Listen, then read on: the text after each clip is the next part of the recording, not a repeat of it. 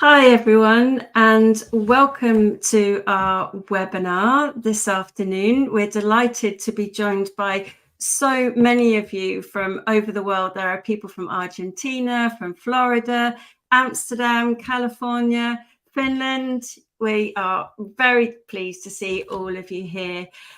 So today's webinar is all going to be about learning about ThingLink from scratch, essentially. And some of you who are joining us, I know, are seasoned pros, but many people who are joining us might not know how to use ThingLink. So this really is about starting from scratch.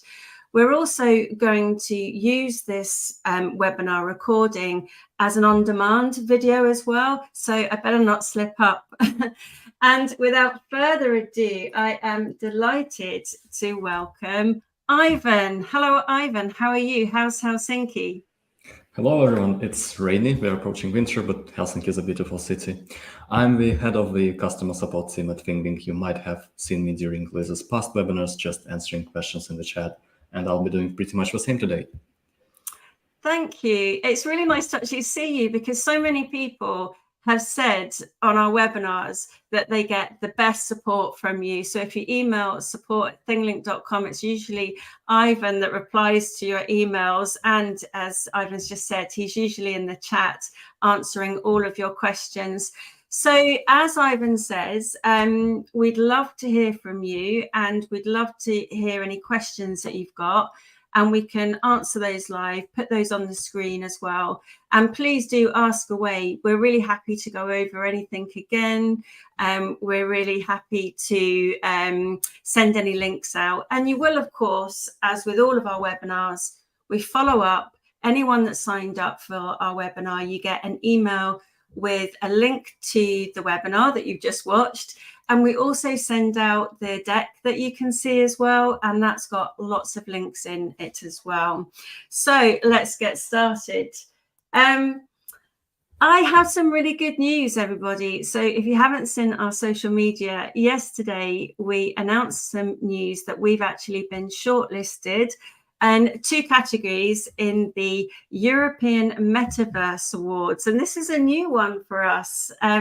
So we've entered awards before in, say, education, but this one is about the metaverse. And for us to start to develop our presence in the metaverse or create a solution that you can use as a bridge to the metaverse, yeah, it's something we're going to be celebrating. So just wanted to share that with you because it has been a bumpy year for us.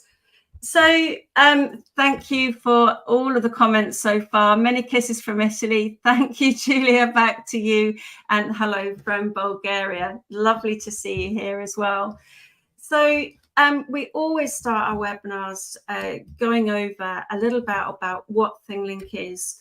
And it really is a good name because it links things. Like, I don't think you could think of a better name for something that links lots of things together.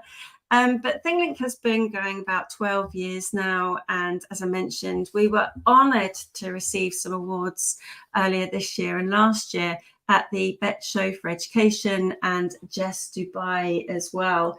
And that is something that, you know, we are particularly pleased about, given the fact that ThingLink is 12 years old. It's a mature, stable platform. It's not something that was just spun up, you know, kind of as a digital solution during the pandemic. But because of that length of time, we've been able to keep developing, keep listening to our communities, people like yourselves watching who say, wouldn't it be good if you could just add this? Or do you think you could just change this? And that's exactly what we strive to do. So your comments, your feedback are all completely invaluable. ThingLink is a patented technology, and the easiest way for us to describe it is that it's super quick and easy to make your images, your videos, your 360 media. By that we mean your 360 images or your 360 videos, or even 3D models, completely interactive with those clickable hotspots. And remember that when you do add those tags, they also bring additional accessibility features. So by the very essence of bringing your images or your videos to life with accessible tags, you really are creating different ways for people to interact with your information. So as you saw with our Metaverse award, we've started to really pivot into being a solution that is going to work on any device. So if you're creating 360 images or virtual tours or virtual field trips, or even an onboarding kind of video for your members of staff, you'll be able to do these things and they will work on any device. And for that reason, we call ourselves the fastest and easiest immersive and interactive content creation suite. And I'm glad I didn't slip up. I've been practicing my tongue twisters before I came onto the video. So the great thing about ThingLink that really endorses that message that I've just said, and is that you do not need to learn to code. There's no technical experience that's required for you to learn how to use ThingLink. So you can just jump straight in without any experience at all and start creating. And the great thing is that with us, you'll be able to bring your own images to make interactive. You can use some of our images to create and make them interactive, or you'll be able to create images with us as well using some of our complementary services that we have available to you through our integrations. I think I did a fair job in summing it up there, Ivan. Is there anything that you would want to add to that? We do have some nice new ways to consume ThingLink content coming up that we'll talk about in the future, like the recently released augmented reality application, but that will have its own webinar. Oh, we'll just kind of keep everyone teased a bit with that. There's lots of information, and I do have some sneaky peek information coming at the webinar, so do stay tuned for that. And we also have another webinar in 2 weeks' time, which you're more than welcome to sign up for, that will go through some of the advanced features. So if there's anything that we don't cover today, we'll make sure that we cover it in our next webinar. Hello, Stornoway has joined us. Lovely to see you in here. I mentioned that we are now a suite of tools, and this is where it really starts to come into its own. There are no other products that combine the suite of tools that we do in ThingLink. So if you remember ThingLink starting with just a way of being able to annotate your favorite images and make those interactive, today we have a complete suite of tools that's going to enable you to create things like branching scenarios or pick your own path adventure style experiences that you might wish to develop for educators, or standalone training resources if you're looking to create modules, for example. We've developed guided tours, and we've even added our own Pano to 360 solution. So all those people that were asking what was the solution when Google removed the Street View camera app, we now have that solution that's built in to our flow as well.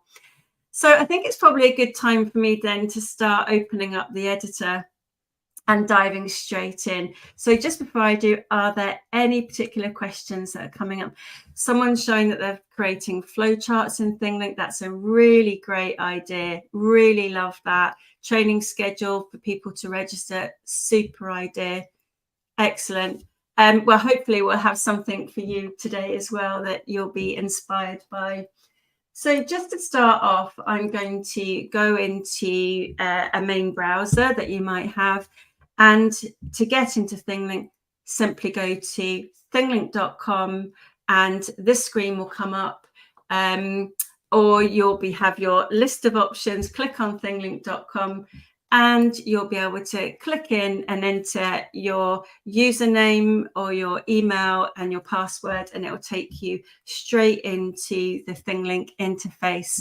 And this is your kind of home screen, if you like. It's your account page, where you'll see any content that you'll create, and you can organize that into folders. And if you are part of an organization account, you'll see content that's been shared with you as well. So I'm going to dive into our editor and start off. And the way to do that is simply click the create button. And that's your easy way to start creating your ThingLinks from scratch. So for the purposes of today, I'm going to ask Ivan to suggest a context, something that I can create from scratch. I think we might have a little idea, being the fact that I'm based in Scotland, in the Scottish Highlands. Yeah, you love talking about Scottish Highlands, so I think that's an awesome topic for today. Okay, that's what we'll do then. We'll create a ThingLink from scratch with no prepared materials about the Scottish Highlands. So you can see here that it says upload files on the screen. So you can, of course, just upload or even drag over any files that you might have that you want to use as your base image or your base media. And that's our way of describing the media that you upload into your ThingLink account in order to make it interactive. And remember, that can be videos, that can be 360 images, it could be videos, or even just images. So you can choose images by going into your Google Drive. I'm just going to switch the style there, so that makes it nice and big for everyone. Hopefully you can see that more clearly. So you can upload or import from your Google Drive if you have all of your content stored in your Google Drive folders. The same with OneDrive, of course. You can design with Canva. And I also have another button here, which is search on Unsplash. And this opens up this lovely pop-up window. And through this integration that we have with Unsplash, you can access about 2 million different images.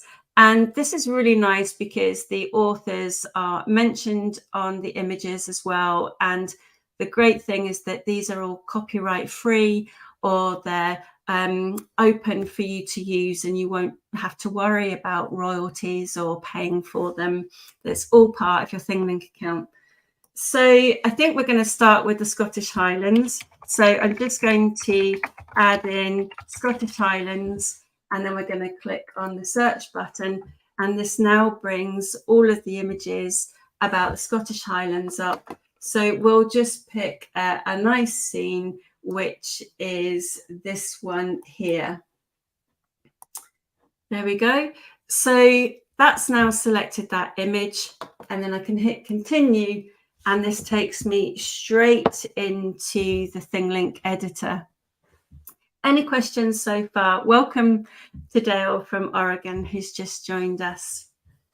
Okay, so you're probably aware of something that's happened this year, which is the explosion of AI, which has really elevated our ability to create. I don't know if anyone's using ChatGPT yet. I'll show you a quick way that I use it sometimes a little bit further on in the webinar.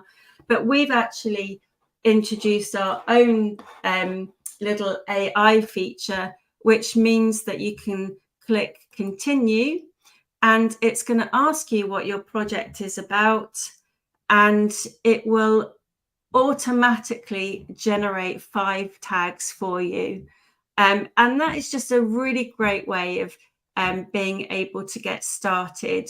And those tags you can edit, delete, if you want to do that. So I'm not going to do that today because that would be a little too cheaty. We want to show you the actual process of being able to create a tag.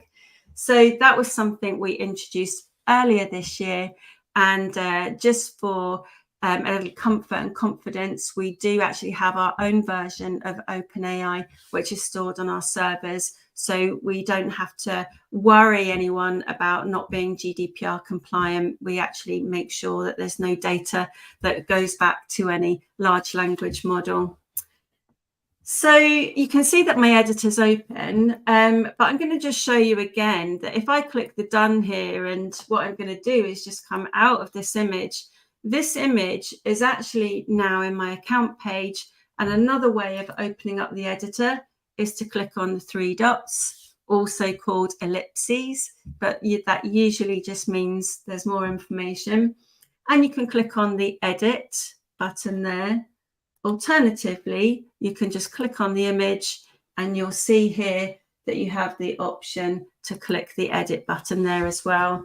So it's really nice. You've got multiple ways to get to the editor screen, and we call this the main ThingLink editor. I think it's probably time to create a tag now. We're going to start going through the tags. So I'm going to click one of these, add tag here, and you can see that this gives me just a tag placeholder, and I can move this around anywhere on the screen. See what I did there? Move. What you might be able to see if it's dark enough in that corner is that you've got crosshairs now. So that was another feature we introduced, so that if you've got multiple tags, you can make sure they all line up. Okay, so I'm just going to put that tag there, and you'll see here that we've got 5 different types of tags. In the deck that you'll get afterwards, I'll actually have a slide about different tag types, and there's a link in there to a YouTube playlist which has got 30-second overviews of what those tag types are. But if you remember, you've got 5 different types of base media, 5 different types of tags. You've got infinite kind of ways to use it. So you've got 5 different types of tags there. So the first one at the top here, the text and media tag, when I click on that, you can see that I've got this window that's popped up, and that container, if you like, is going to be the contents of my text and media tag. So given the fact that we're doing a ThingLink all about Scottish Highlands, that's what we'll make our tag about as well. So here I can add in a title to my tag. So we'll just call this about Highland cows. And then you can see that I've got a description box here. And this is where I can add the body of the text. I just so happen to have a Wikipedia entry open. So I'm just going to copy that and then go back into my ThingLink and then just paste that in. And now you can see I've easily got a Highland cow title and the body of the text in my text and media tag. And of course, all of this text that's in here is able to be opened with the speaker and book icon, which means it can be opened up into Immersive Reader. And of course, this is our way of showing not only do we have a partnership with Microsoft and an integration with Microsoft Immersive Reader, but it also is one of the ways in which you can make your content completely accessible. You can see here, if I click on the reading preferences, I can choose the picture dictionary. I can also translate this into over 80 languages. I select Italian, for example, and by clicking document, you can see that all of that text now is in Italian, and you also have text to speech. Mucche delle Highlands. Le Highland, So yeah, that's a really lovely feature. What I tend to do as a helpful tip is that if I'm creating something that I'm going to be sharing for, say, an organization, I often create a tag that explains how to use Immersive Reader and says, you know, click on the speaker icon at the top right and just explain what that's for. And I find that that really helps people. And we always assume that everybody might want to access Immersive Reader. So it just really helps to make sure that you've got those features in there. So there we have, I've got my Highland cows in my text tag there. You can also use the text markups here as well. So say, for example, I wanted to make a piece of text in bold. We can do that by clicking on the bold here, and you'll see the bold in the text tag, but actually in the description, it'll have asterisks on either side. So yes, it is possible to translate in Slovenian. That's one of the languages that are in there, Ivan. I've got two Ivans today, Ivan in the studio and then Ivan watching. Yes, you can. And I'm really happy to send you any more information out about Immersive Reader. You also see here that I have got a button URL, and people often think that you might put the text in if you want to have a call to action button first and then add the URL in. But what you need to do first is put the URL of where you want that button to go to. And that's different from an embed tag. We'll talk about that in a short while. So remember my nice Highland Cow page. So if I want to embed this, if I want to share the link of this, I can copy the URL and then back in my, here we go, back in my text and media tag, I can just paste the URL in there. And you can see I've got a blue button there now. But now I've got an additional field here that says the button text. And that's where you would just enter in whatever you want. We say call to action. It's really just trying to make sure that your viewers are enticed to click the button. Call to action is quite a marketing term, actually. But C2A or a button like this is really just to make it really present for your viewers. So I'll say click here for more info. Next part. So we've called this a text and media tag because you can actually upload any combination of text and media. You could just have a picture in this tag if you wanted to. And this is where you would upload your media here. You could have just a video in the tag if you wanted to, a small video. And if you want to do a larger video, we'll show you how to do that as well. You can also upload a 3D model into your tag as well if you wanted to, and that would work as a 3D model. And we do actually have a really nice example in the deck that you'll get that shows you that in action. As well as uploading your media files here, you can also again search on Unsplash. So think of those 2 million images you saw in the outset. You can access all of those images to actually put in a tag as well. So here I'm just going to search now specifically for a Highland cow. And here we have some nice longhorned cattle. And what I really like about this is it actually reference the photographer there as well. So now we have it. We have our text and media tag that's almost ready to go. If I scroll down a little bit further, actually, what I'll do is I will just go to this picture for the moment, because then you can see the bottom here. You can see that it says upload audio. Can you see that underneath the cow? And if you click on the upload audio, what you're able to do is upload an MP3 file. There we go. And now I have some audio of some tweeting birds that will play when the tag is opened. So click on the tag. There we go. There's the tag. So that file that I uploaded was just an MP3 file that I had on my desktop.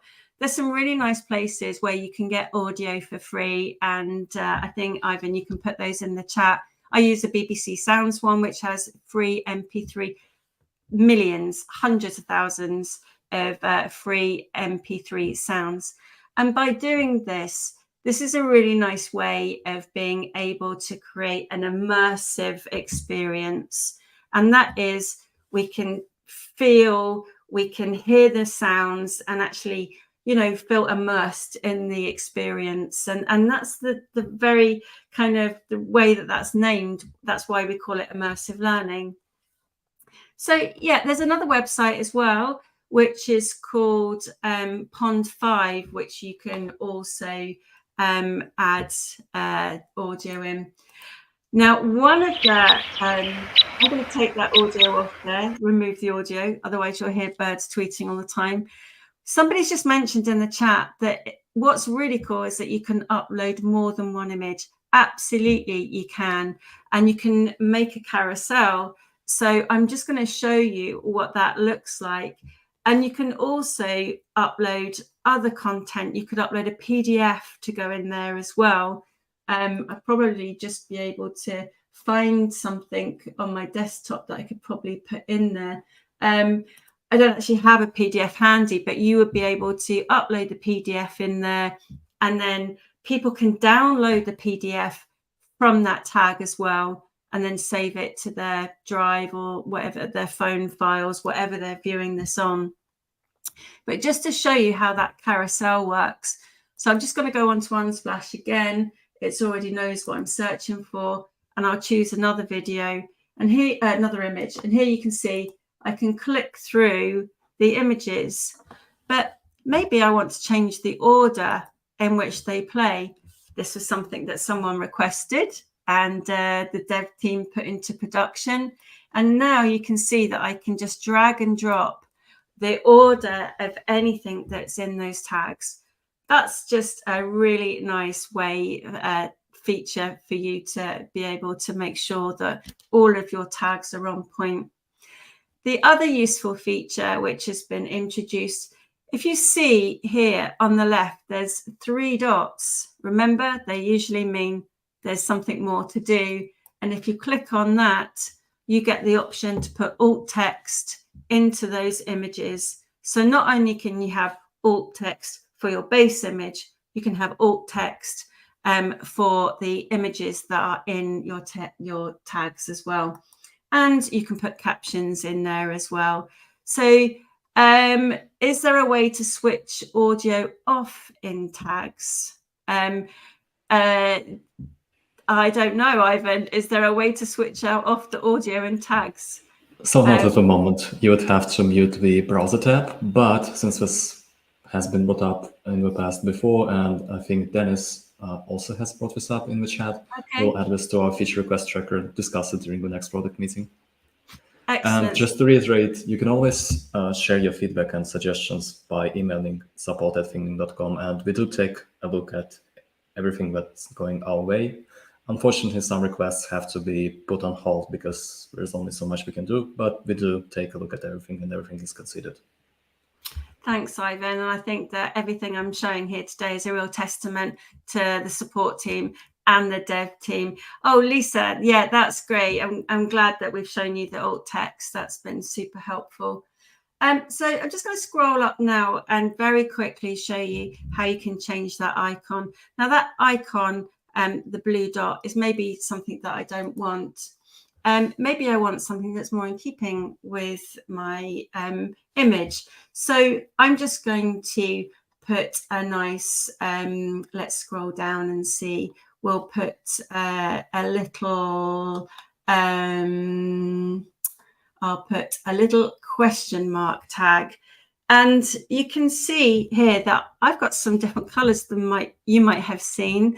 And this is something that came up a while ago that our support team and our dev team have put into action. You can actually now change the colors of your icon and create your own color palettes. So say, for example, I wanted to create an image, a color that's more in line with my Highland Cow feature. Here I can choose a nice brown color there. I'll make that one white. And you can see there, I've now got a brown icon. I'll click done again. And here I have my colorway there ready to share. That's awesome, Ivan. I think that people on social media have been responding and just saying how great this feature is. It's just absolutely super. So now you've got untold ways in which you can use the icons that we provide. And of course, you can change your colors and you can create your own icons as well if you want to. And I'm going to click done. And there we have my tag, and I can move that around anywhere. Someone's going to become a perfectionist. Yeah, I mean, if you're watching and you're a brand, company, then you might want to be able to change according to the brand style that you have. We've had a question about changing the size of the icon. The reason the icons are SVG files or standard variable graphics, sorry, I've forgotten what the S stands for. The reason they are SVG graphics is because they actually scale according to the size of the device that the viewer is watching. So scalable vector graphics, that's the right term.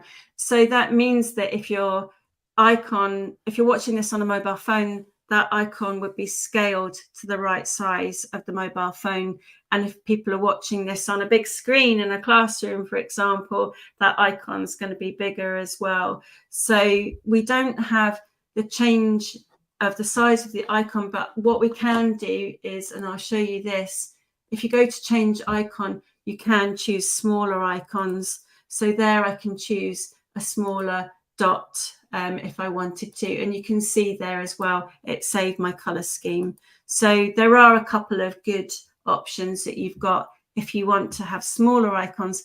The other thing that's worth remembering, if you do have a standard size icons and sometimes they get a bit bunched up, we actually make them smaller for you so icons don't overlap, and that was a feature that we introduced earlier on this year as well. Right, we're rattling on through, so I think it's time for another tag. So the next one I'm going to show you is really super simple. It's just the plain text label. So you send the versatile text and media tag.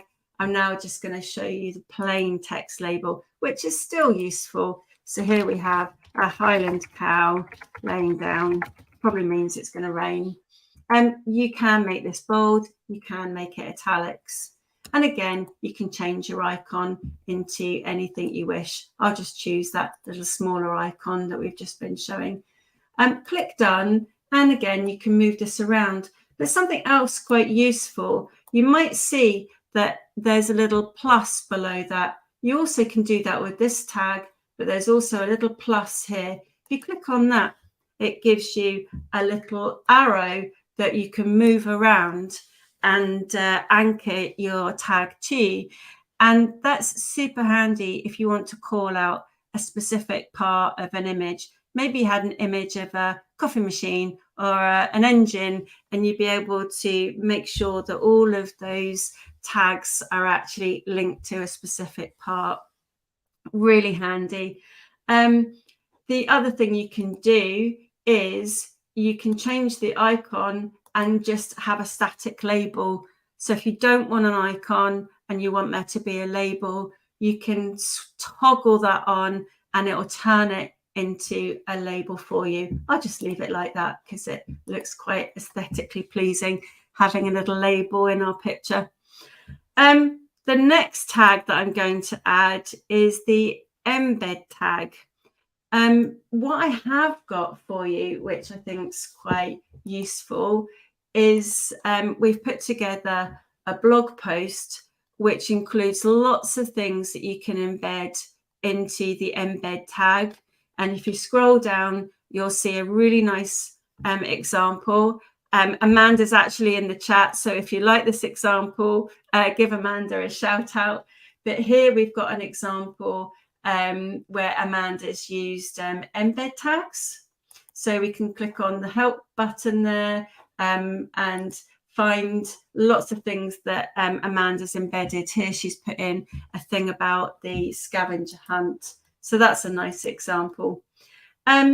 Many of your favorite tools like Workspace, Google Workspace, Microsoft tools you can embed. And also I've put together a list of the top 30 embeds, and you can actually see how to do it from the list as well. So please do explore that. Now, I was actually on a demo this week, which was interesting because one of the guests on my demonstration didn't know that you could put a YouTube clip in the embed tag. They were using the call to action button that I just shown you. So I'm not going to go and do a YouTube clip today. What I am going to show you is the Highland Cattle web page. And all I've got is I've just got the URL from that web page. I'm going to click the embed tag and just paste in the URL, and it actually pastes in the web page. So that's just pasted into this embed code or URL. If you wanted to put Google Maps in, that's a really easy thing to do as well, which I can just show you really quickly if you like. If I go to Maps, here, Maps, Google, and it'll bring up my Google Maps. Here we go. And I'm just going to search quickly for Loch Ness. Maps is a great way to embed. Here we've got directions to Loch Ness.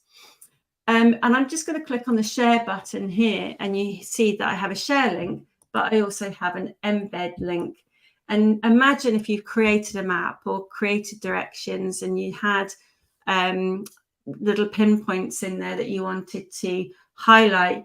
Here, if you just copy the HTML, and then I go back into my tag here, I'll just take out that URL, paste in this one, and there you have a fully working map, and you'll be able to scroll around. And yeah, so someone's just mentioned about Tor. Yeah, we can come up with a solution for that. We'll show you shortly. So that's how you use the embed tag. Embed videos such as Vimeo, YouTube. You could embed forms from Microsoft or Google.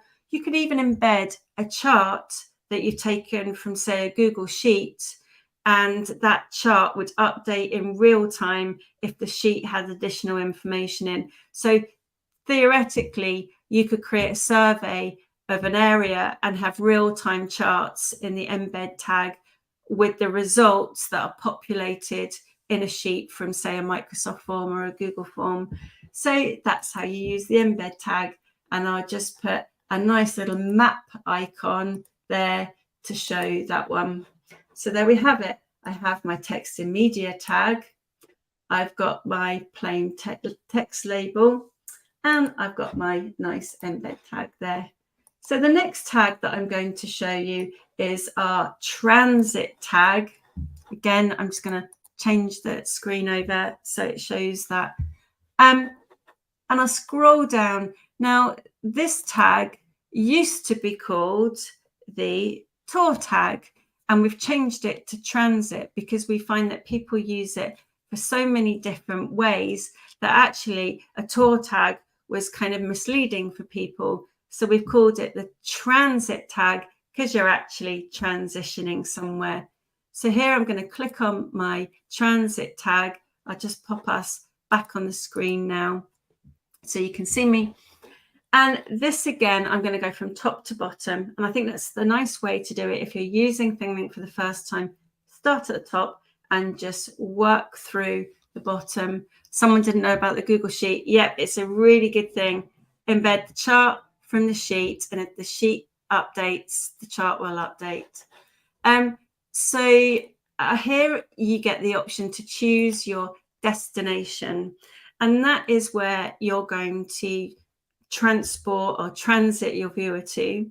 And remember, this tag doesn't need to be from an image to a 360. It could be an image to another image. It could be 360 to 360. You can have any combination of mix and match of your ThingLinks that you've created.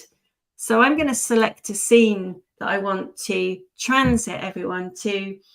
And I have actually created a little 360 for us to pop on into. As you can see, I've got quite a lot of different 360s that I've got on my account, but I'm just going to scroll through and see where it is. And I know that I actually put it in a folder ready for this webinar. So here we have my Loch Ness 360, and you can see a little bit about the scene that we're going to go to. And here you can have some more text. So I could say, click to travel to Loch Ness. There we go. And now you can see that I've got that little label over that hotspot now. And you can see that it actually has a little image of what it looks like where we're going to go to.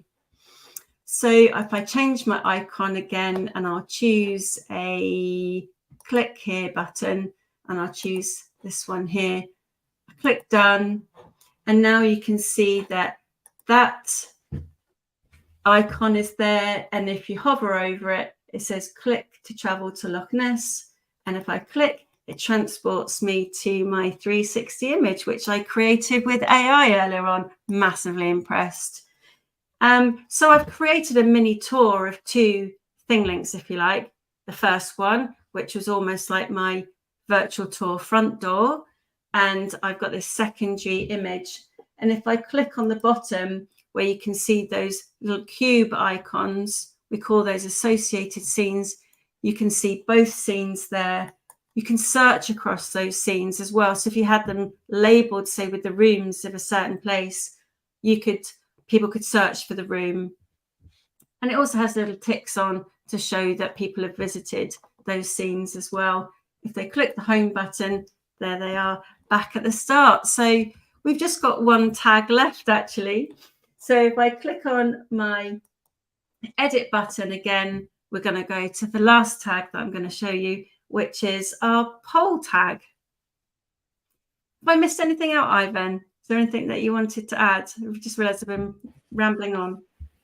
I don't think so. You're doing great. And we do have another webinar upcoming where we'll talk about more advanced features. For example, one of the things that you can see right now is the settings tab within the editor, which is really powerful, but we'll leave it until the next webinar because there's a lot that you can customize, a lot that you can fine tune when you're using the editor. But again, we're almost out of time for today. So let's continue to the poll tag.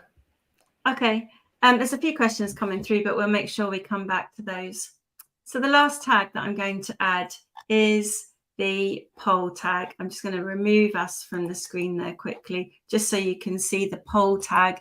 And this is a really lovely way of being able to create a hands up poll. Now you see these in like Facebook or Twitter or something where people have a poll question, and this is not a scientific way for you to conduct a survey. It's a bit like a hands up poll, so you can get a pulse check on how people are finding things.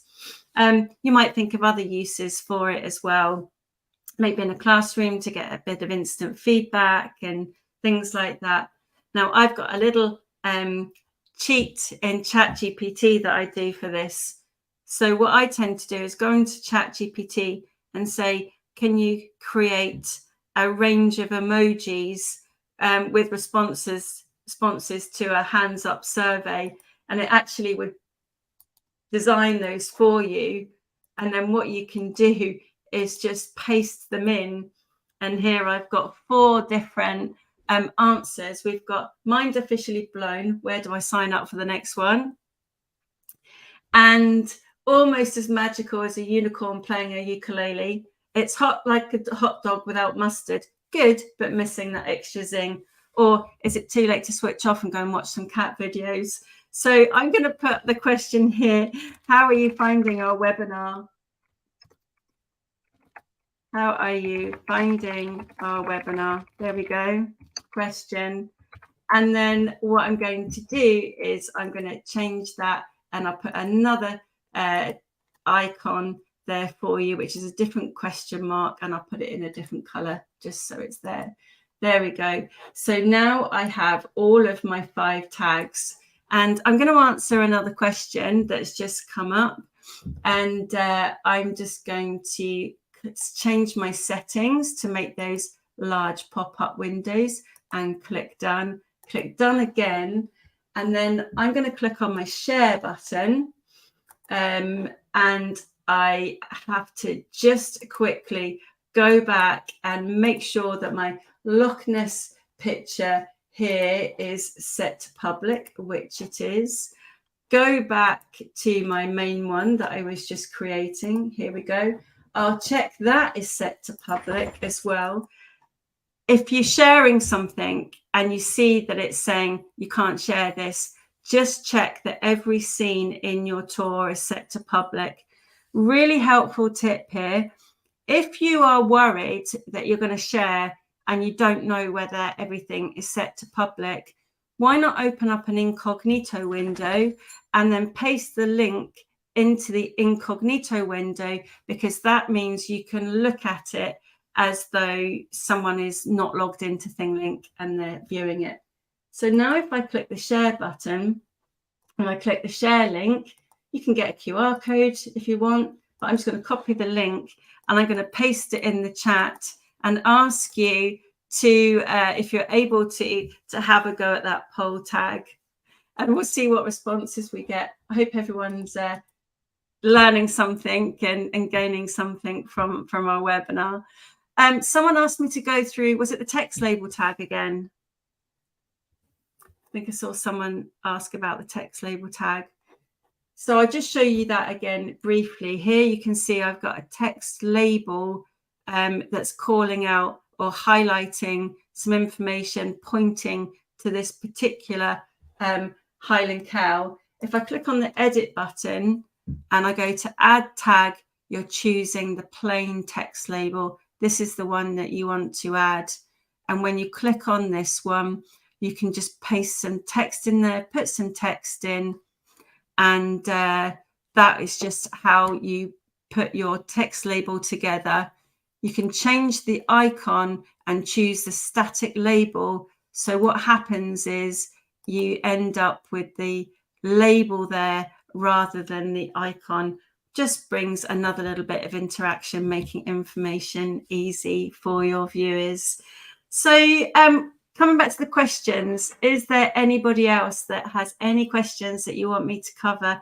This was about the basic editor. I'll show you some share options in a moment whilst we finish. We're going to have another webinar in 2 weeks' time, where we're going to really look at some of the advanced features about how to create some virtual tours and guided tours as well. If you want to explore the settings option, you'll see that you can upload audio that plays throughout all of that ThingLink. You can disable the video looping in tags as well. And you can even create a little info panel which pops up at the start of your ThingLink. I'll show you. If I click done, there's an eye there now, and you can see I've got an info panel. And that's just really helpful if you want to give people a little bit of further information. I'm going to click done and done again. And now you can see this ThingLink in its entirety with the little info panel that has Immersive Reader built into it as well. And I'm going to click on my share button, and you saw this a little bit earlier when I shared this example for you. And you have so many options if you want to share this. So if you click on the embed code, you can paste this into your website or say a Google site. If you want to embed it in anywhere, you can just share the link. And when you share the link this way, it opens up with some information about ThingLink at the top and the bottom. If you share that link to people that might be in your school that have, or organization that can edit it, they will see the option to edit it as well. You can just share it by direct link and it shows the big full screen version.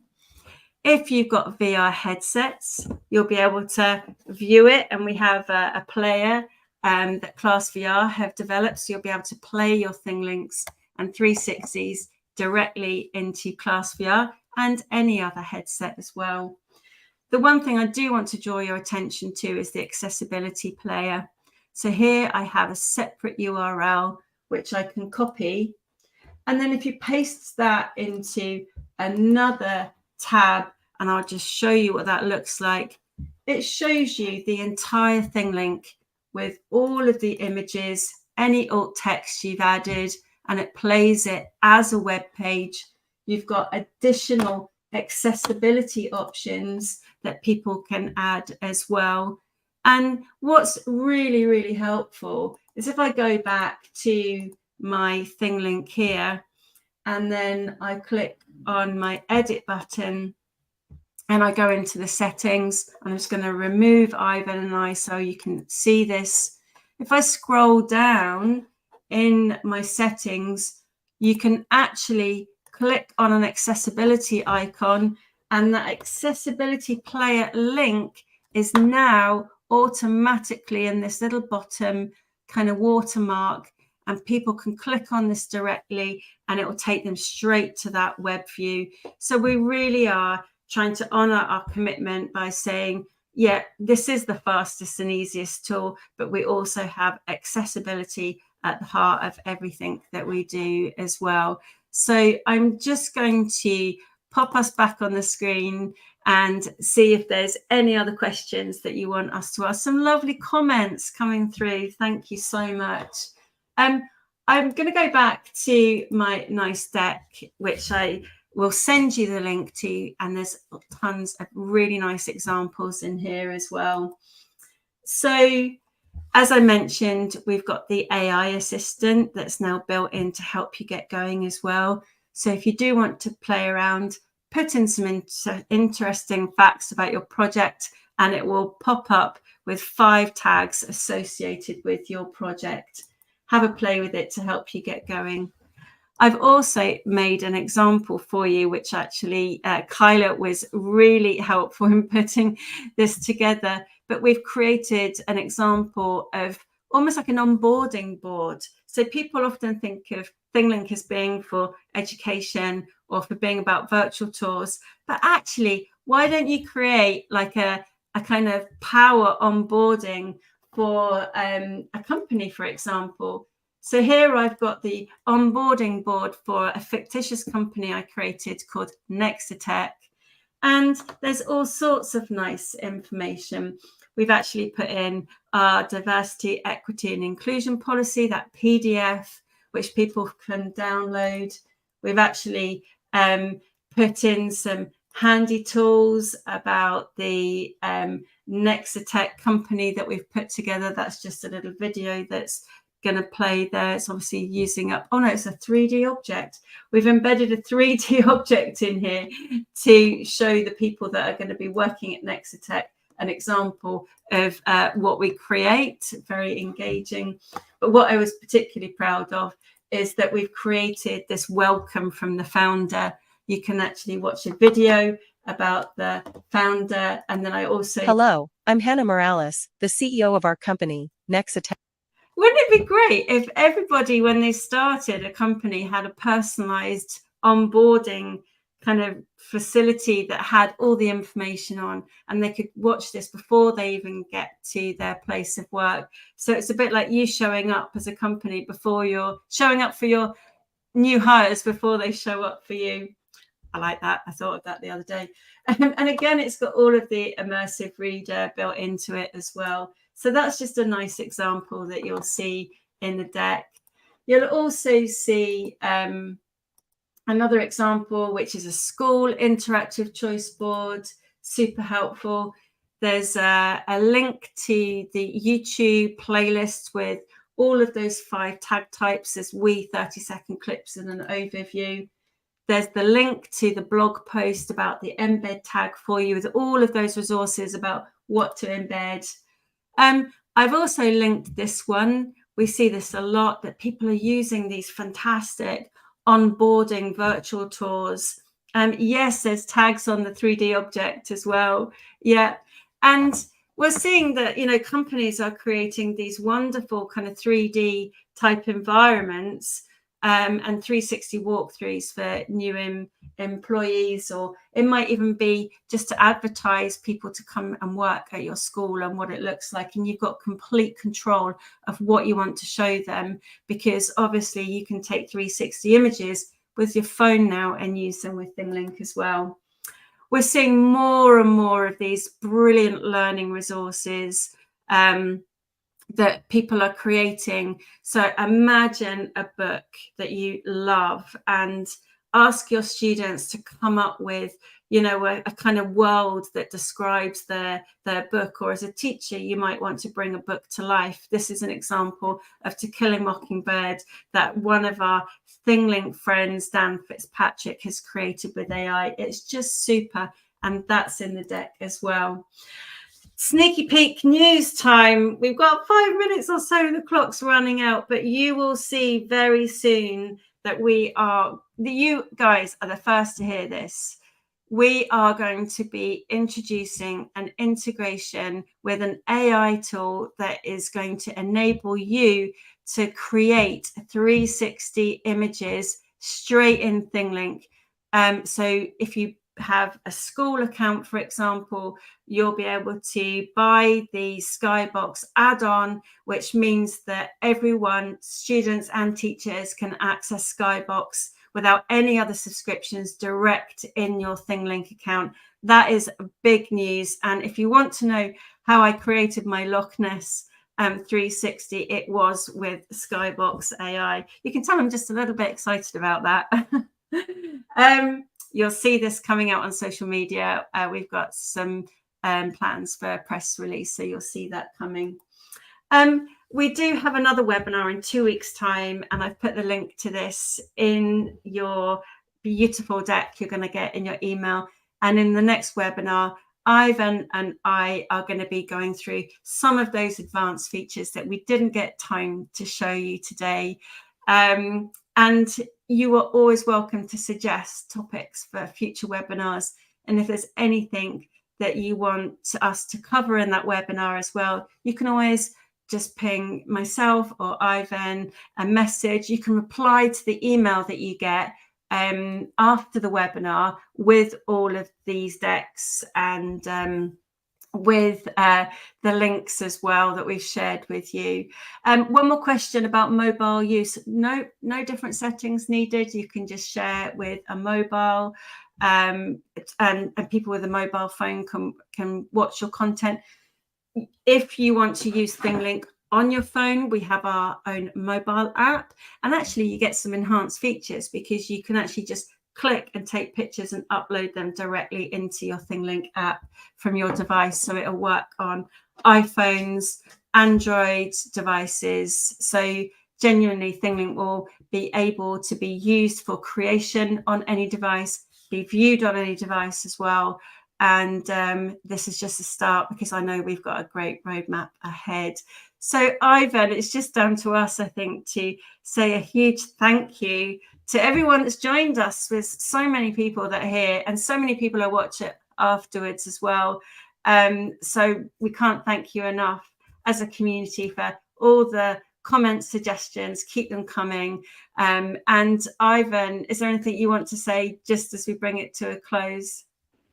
Yes, make sure to sign up to the next webinar, because again, this was more about the basic features that you might have heard about already, but the next one will be all about the tips that we would like to show, all the recently added customization features that we added, and many other advanced things that you are probably not aware about. Yeah, that sounds like a good plan. Yeah, some lovely comments coming through. Katrina, yeah, we're super excited about that. Stephen, thanks for your feedback. Yeah, we're just delighted.